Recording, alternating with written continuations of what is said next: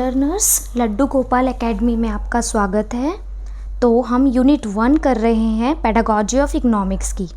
Last class में हमने meaning, nature and scope of economic as a school subject पढ़ा था।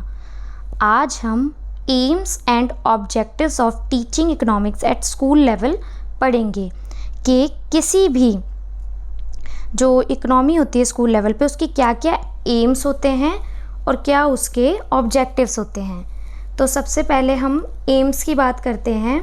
एम्स का मतलब होता है उद्देश्य, कि हर काम को करने के लिए हमारे कुछ नॉर्मल उद्देश्य भी होते हैं, कुछ विशिष्ट उद्देश्य भी होते हैं। तो पहले हम एम्स यानी नॉर्मल उद्देश्य की बात करते हैं। शिक्षा के उद्देश्यों पर बिना विचार किए हुए शिक्षा की प्रक्रिया का संचालन सुचारू रूप से नहीं किया जा सकता। संसार में जितनी भी क्रियाएं होती हैं वे किसी लक्ष्य की ओर उन्मुख होती हैं, यानी कि हर क्रिया का कोई ना कोई जो है एक लक्ष्य होता है, एक पर्पस होता है करने के पीछे।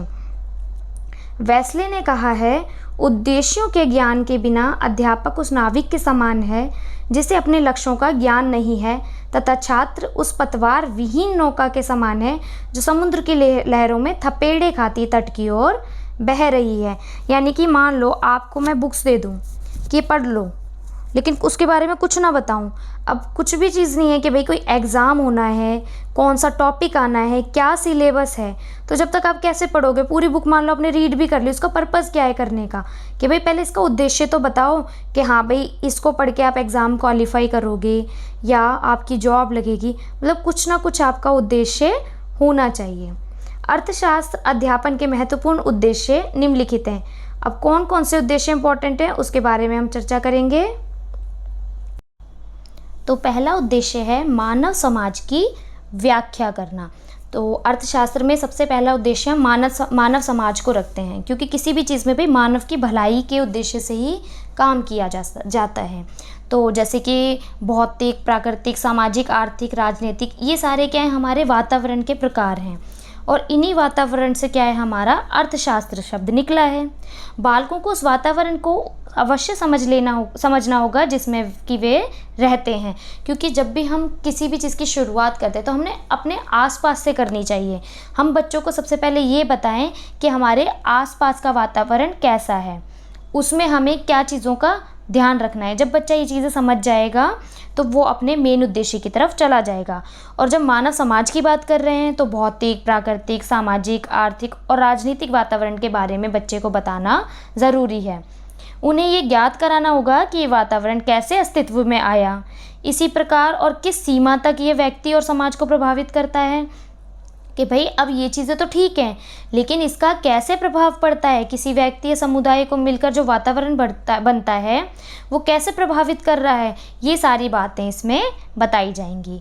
भिन्न भिन्न प्रकार की संस्थाओं का जन्म कैसे हुआ है, उनका विकास कैसे हुआ है, किस प्रकार समय समय पर चीज़ें बदलती हैं, आवश्यकताएं बदलती हैं, ये सारी जानकारी हम मानव समाज की व्याख्या के अंतर्गत बच्चे को बताएंगे। अब ज्ञान की प्राप्ति का क्या है?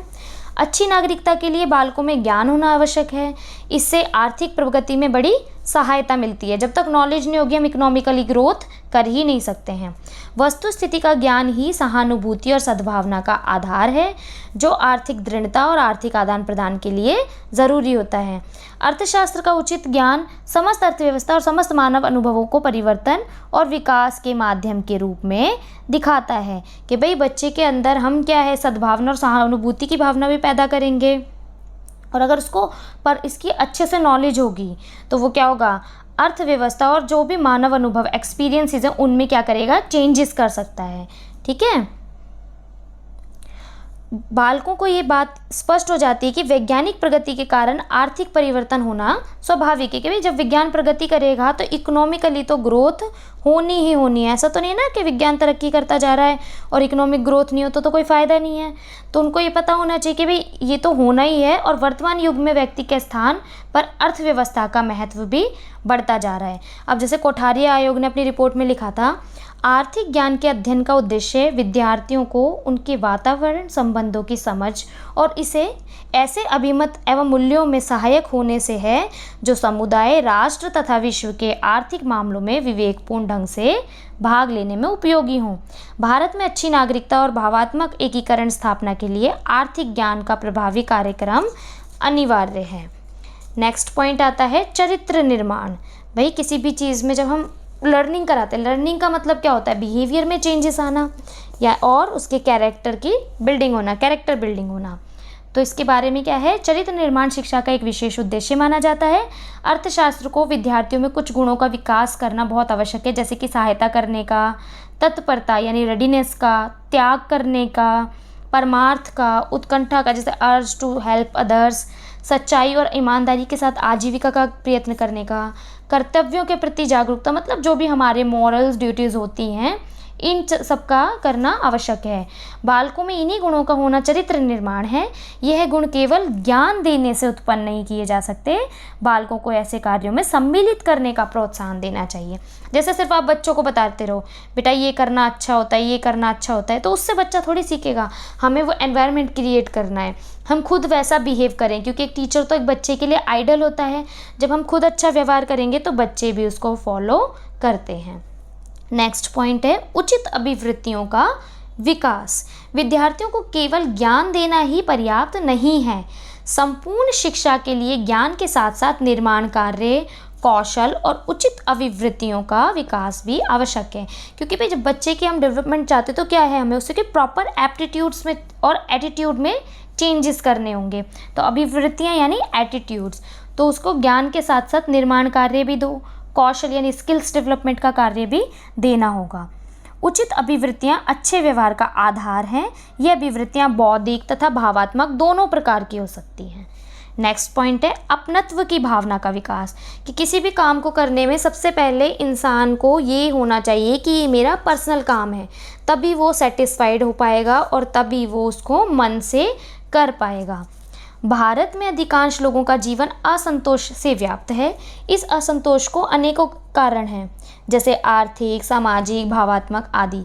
देश में बेरोजगारी, निर्धनता, रूढ़िवादिता, जनसंख्या में तीव्र गति में बढ़ोतरी, छात्र और युवा असंतोष आदि दिन प्रतिदिन बढ़ रहे हैं।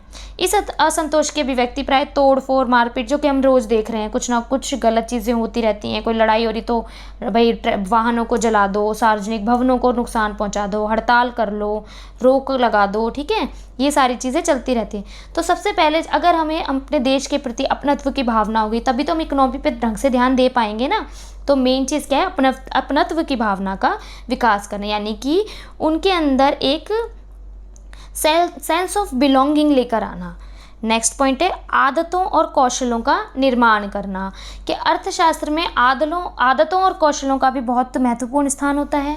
आदत किसी काम को करने की सामान्य प्रवृत्ति है और कौशल साधारण आदतों की उच्च अवस्था का नाम है। कि भाई कोई काम हम करना पसंद करते हैं तो वो हमारी हो गई हैबिट, और हम उस काम को करते हैं और करते करते हम उसमें स्पेशलाइज्ड हो जाते हैं, तो वो क्या हो जाती है, हमारी उसमें कौशल प्राप्त हो जाता है। अर्थशास्त्र में हमारा उद्देश्य विद्यार्थियों में अध्ययन संबंधी उचित आदतों का निर्माण, भावनाओं पर नियंत्रण और परिश्रम करने की आदतों का निर्माण करना है। भावनाओं पर नियंत्रण मतलब एकदम से क्या होता है, बच्चा गुस्से में आ जाता है, कुछ भी काम जो हो रहे हैं आजकल गुस्से की भावना से कर रहे हैं, तो हम पहले उस पर बच्चों को कंट्रोल करना सिखाएं। उसके बाद आएगा आर्थिक परिवर्तन के लिए तैयार करना, कि भाई बच्चे को कैसे हम आर्थिक परिवर्तन की ओर लेकर जाएंगे। आर्थिक परिवर्तन के लिए तैयार हो जाएं तो जो कि विज्ञान की उन्नति के कारण आवश्यक तौर पर आना है। यह विषय विद्यार्थियों को इस बात की जानकारी भी देता है कि आधुनिक युग में व्यक्तिगत अर्थव्यवस्था के स्थान पर सामूहिक अर्थव्यवस्था प्रचलित हो रही है। तो जब आर्थिक परिवर्तन के लिए तैयार करेंगे हम बच्चे को, तो वो विज्ञान के साथ साथ हमारे देश में भी उन्नति में अपना योगदान देगा। अब नेक्स्ट पॉइंट है बालकों के जीवन को उनके वातावरण के अनुसार ढालना, मतलब बच्चे का जैसा वातावरण है उसके अकॉर्डिंग ही हम उसको ढालेंगे। विद्यार्थियों को इतिहास, भूगोल, नागरिक शास्त्र और समाजशास्त्र को अर्थशास्त्र के रूप में एकीकृत सामग्री के से अपने वातावरण के विभिन्न तत्वों को भली प्रकार से समझ लेना चाहिए। उन्हें मानव द्वारा वर्तमान और भूतकाल के में किए गए संघर्षों का ज्ञान होना चाहिए और भावी प्रगति की दिशा में भी अर्थव्यवस्था में अपने व्यक्तिगत योगदान के बारे में सोचना चाहिए। क्योंकि बच्चे को पता होना चाहिए कि भाई इतिहास में हमारे साथ क्या क्या घटित हुआ था, किस प्रकार वर्तमान में चल रहा है, और अगर हम और इम्प्रूवमेंट करें तो फ्यूचर में हम कैसे इम्प्रूवमेंट के साथ जा सकते हैं। ये सारी चीज़ें जो हैं उसके जीवन को उनके वातावरण के अनुसार ढालने में उपयोगी साबित होती हैं। नेक्स्ट पॉइंट है अवकाश के समय में सदुपयोग में सहायक, यानी कि जब भी बच्चा छुट्टी ले, अवकाश पे जाए, तो उसको उस टाइम को कैसे सदुपयोग में लाए वो, ठीक है। Helpful in proper use of laser. वैज्ञानिक उन्नति के कारण आज मनुष्य को पर्याप्त अवकाश का समय मिलने लगा है, क्योंकि पहले तो बहुत सारे काम आपने सुना होगा, मम्मी बताती है उनके दादी नानी के टाइम पे कि मशीनें नहीं होती थी, हर काम हाथों से होता था, मसाला भी हाथों से पिसता था, बहुत काम थे जो इंसान खुद करता था, जिसमें बहुत टाइम लगता था। धीरे धीरे विज्ञान की उन्नति हुई, मशीनें आने लगी, तो क्या हुआ, टाइम बचने लगा, मशीनों से काम होने लगा। अब आप देखो, घर में कपड़े धोने की मशीन है, मसाला पीसने के लिए मिक्सी यूज़ होने लगी है, पोछा लगाने के लिए भी हम मॉप का यूज़ करते हैं। तो ये सारी चीज़ें क्या हुई हैं, टाइम को सेव करने लगी हैं हमारे को। व्यक्ति को अवकाश के समय के सदुपयोग की ओर प्रेरित करना शिक्षा का एक महत्वपूर्ण उद्देश्य है तथा अर्थशास्त्र इस उद्देश्य की पूर्ति में महत्वपूर्ण सहयोग प्रदान करता है। अर्थशास्त्र व्यक्ति में आर्थिक, राजनीतिक, दार्शनिक और भ्रमणात्मक रुचियां विकसित करता है। यही रुचियों से अवकाश काल में सदुपयोग में सहायक होती है कि भाई जब आपके पास छुट्टी का टाइम है तो आप आर्थिक रूप से सोचो, राजनीतिक दृष्टिकोण से देखो, कि भी कई बार कहते हैं ना, आप बुक्स पढ़ो, न्यूज़ देखो, घूमने के लिए जाओ, कुछ अपने स्किल्स का काम करो, अपनी हॉबीज़ का काम करो। तो ये सारी चीज़ें क्या हैं, अवकाश के समय के सदुपयोग को समझाती हैं।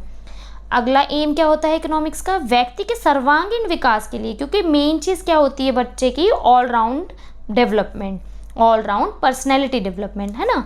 तो व्यक्तित्व के सर्वांगीण विकास के लिए शिक्षा का मुख्य उद्देश्य व्यक्ति के व्यक्तित्व का सर्वांगीण विकास करना है। अर्थशास्त्र का शिक्षण इस उद्देश्य की पूर्ति में अनिवार्य भूमिका निभाता है। इसी के माध्यम से व्यक्ति में उन सभी गुणों का विकास होता है जो उसके व्यक्तित्व का सर्वांगीण विकास करे। अर्थशास्त्र विद्यार्थियों को मानव पूंजी और विकास के इतिहास के प्रति सचेत करके आर्थिक विकास की ओर अग्रसर करता है।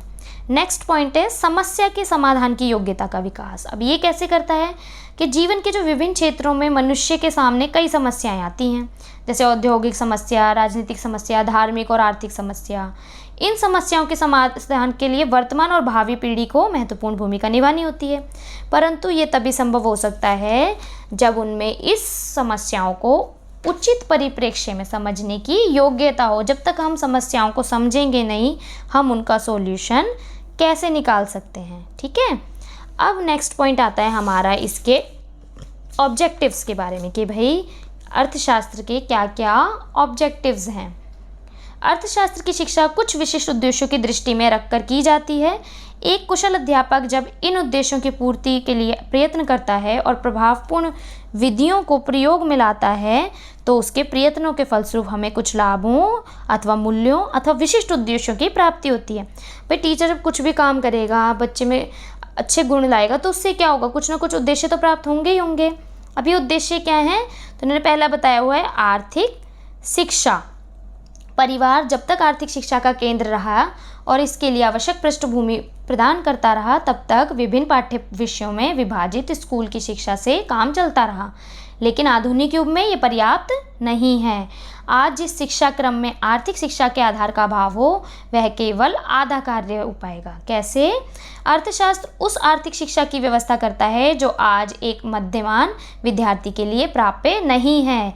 यह आर्थिक शिक्षा और आर्थिक चेतना बालक की असामाजिक प्रभावों की रक्षा करेगी और उसमें आर्थिक सूझबूझ पैदा करने में सहायक होगी। दूसरा है अनुभवजन्य ज्ञान, यानी नॉलेज जो एक्सपीरियंस से आती है।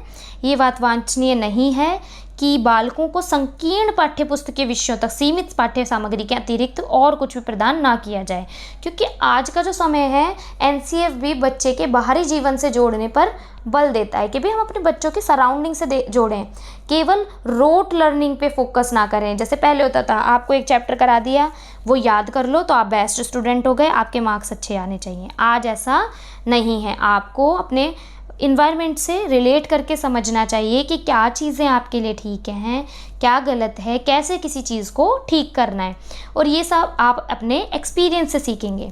बालकों के मन में धारणा बन जाएगी कि पाठ्यपुस्तकों में दिया गया प्रत्येक विचार ठीक है और ज्ञान प्राप्ति की प्रक्रिया पूरी हो चुकी है, क्योंकि जब हम बुक से कराते हैं तो वो सिर्फ उसी लिमिटेड सिलेबस को ही समझ रहा होता है, उसी चीज़ को वो ठीक मान रहा होता है। तो हमें उसको अनुभव एक्सपीरियंस करने का भी मौका देना चाहिए। अगला है समस्याओं का समाधान करने की योग्य था।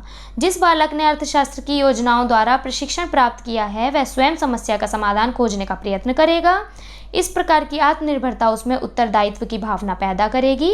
युवा वर्ग यह अनुभव करना आरंभ कर देगा कि वह स्वयं किसी बात को करने के योग्य है और किस परिस्थिति में उसका व्यक्तित्व उत्तरदायी है। क्योंकि जब बच्चे बड़े होने लगते हैं, युवा वर्ग बनते हैं, तो क्या होता है, उनका एक्सपीरियंस ही काम आता है। कहीं बैठ के वो विचार अपने किसी के सामने प्रस्तुत कर रहे हैं, तो जब वो बाहरी वातावरण के साथ जुड़े होंगे तभी वो अपनी बातों को सहजता से और ठीक प्रकार से रख पाएंगे। अब है सहयोग का प्रशिक्षण। स्कूल के बालकों को स्कूल की शिक्षा के कार्य में सहयोग देने का अवसर कम ही मिलता है, क्योंकि मोस्टली क्या होता है, टीचर समझा देते हैं, बच्चे काम कर लेते हैं। हम क्या करते हैं, एक्टिविटी पे कम फोकस करते हैं, बच्चों को आपस में सहयोग का टाइम कम देते हैं। ये व्यक्तिगत उपलब्धियों और दूसरों की अपेक्षा अधिक अंक प्राप्त करने के लिए संघर्ष करते दिखाई देते हैं। स्कूल में सहयोग केवल खेल के मैदान अथवा अन्य पाठांतर क्रियाओं में ही प्रदर्शित किया जाता है।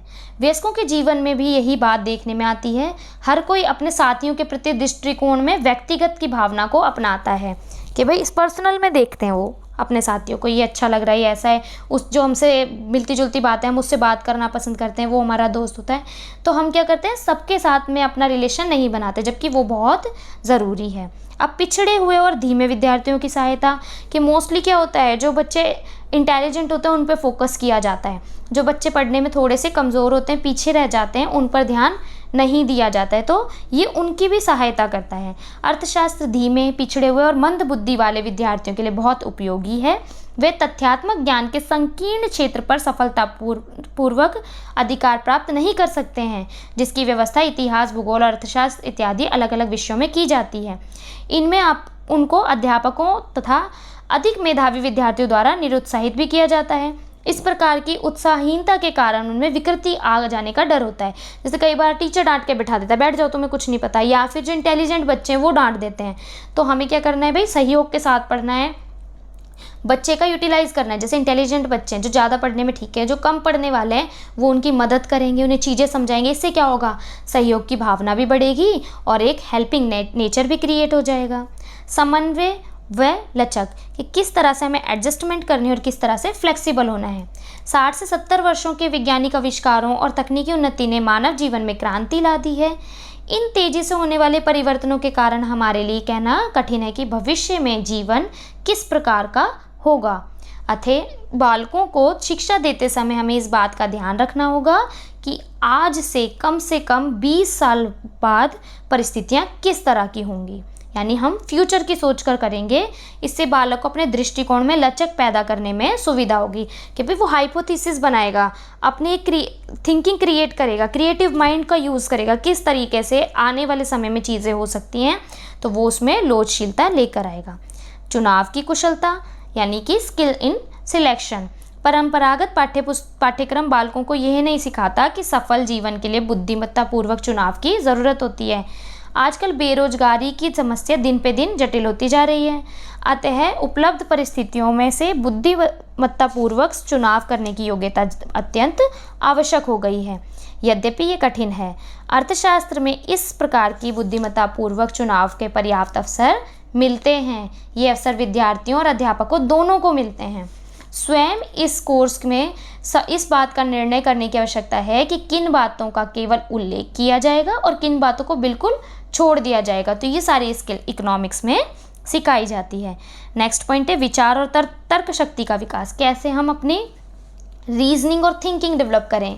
अर्थशास्त्र बहुत सा क्रियात्मक ज्ञान इतिहास, भूगोल, नागरिक शास्त्र और समाजशास्त्र आदि के विशाल क्षेत्रों से प्राप्त करता है। इसके द्वारा हम भावी नागरिकों को युगांतर में अर्थव्यवस्था के विकास की कुछ सूझ देने का प्रयत्न करते हैं, कुछ बताने का करते हैं कि भी आने वाले समय में, भावी समय में के नागरिकों की अर्थव्यवस्था किस प्रकार की होगी, बताने का करते हैं। हम उनके साथ मिलकर इसे आकर्षक कहानी की खोज करने का यत्न करते हैं कि देश ने किस प्रकार अपने वातावरण को नियंत्रित कर रखा है और किस प्रकार उसका विकास इससे प्रभावित हो रहा है। ये सारी बातें इसके अंतर्गत बताई जाती हैं। नेक्स्ट पॉइंट है व्यक्तिगत दायित्व की भावना, कि हमारी पर्सनल क्या क्या रिस्पॉन्सिबिलिटीज़ हैं। प्रत्येक समूह में कुछ ऐसे लोग होते हैं जो असामाजिक व्यवहार अपना लेते हैं और आत्म केंद्रित बनकर दूसरों से अलग अलग रहते हैं। उनके मन में कभी भी दूसरों से मिलने जुलने की इच्छा जागृत नहीं होती, वे दूसरों को कभी भी सहयोग प्रदान नहीं करते। जैसे आपकी क्लास में भी कई बार होता है कि क्लास में बच्चे कैसे होते हैं, कुछ बच्चे तो बहुत ज़्यादा एक्टिव होते हैं, हर गेम में पार्टिसिपेट करेंगे, उनके फ्रेंड सर्कल भी होते हैं। लेकिन कुछ बच्चे ऐसे होते हैं जो कि ज़्यादा ध्यान नहीं देते हैं, वो अपने सिर्फ पढ़ाई से मतलब रखते हैं, ना किसी की हेल्प करते हैं, ना किसी को करिकुलम एक्टिविटी में पार्टिसिपेट करते हैं। तो हमें व्यक्तित्व दायित्व की भावना भी बच्चे के अंदर विकसित करनी है, और वो किससे होती है, वो भी अर्थशास्त्र की मदद से होती है। अब अंतर्राष्ट्रीय सूझ यानी कि इंटरनेशनल अंडरस्टैंडिंग भी होनी चाहिए। आधुनिक युग में किसी भी स्कूल के कर्तव्य की पूर्ति तब तक नहीं मानी जाती जब तक अपने विद्यार्थियों में अंतर्राष्ट्रीय सूझ पैदा ना करें। इसके लिए हमें उनके ठीक अभिरुचियों का निर्माण करने की ज़रूरत होती है। इस काम में अर्थशास्त्र से बड़ी सहायता मिलती है, अतः इस विषय का अध्ययन अंतर्राष्ट्रीय सहयोग पैदा करने में सहायक होता है। इससे विद्यार्थियों को ये पता चलता है कि सभी लोग एक दूसरे पर निर्भर हैं और लोग तथा राष्ट्र एक बड़े परिवार के सदस्य हैं। क्योंकि हम शुरुआत क्या करते हैं, बच्चे क्या वातावरण से करते हैं, तो हम अपने देश को भी अपने घर की तरह लेकर चलते हैं कि ये हमारा परिवार है, और जैसे हमारा आस पड़ोस होता है जैसे वैसे ही साथ वाले हमारे पड़ोसी देश या अन्य देश हैं।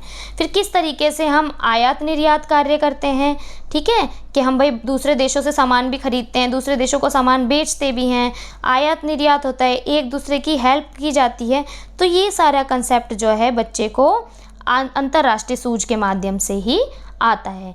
तो हमारा ये यूनिट 1 का सेकंड टॉपिक भी कंप्लीट हुआ।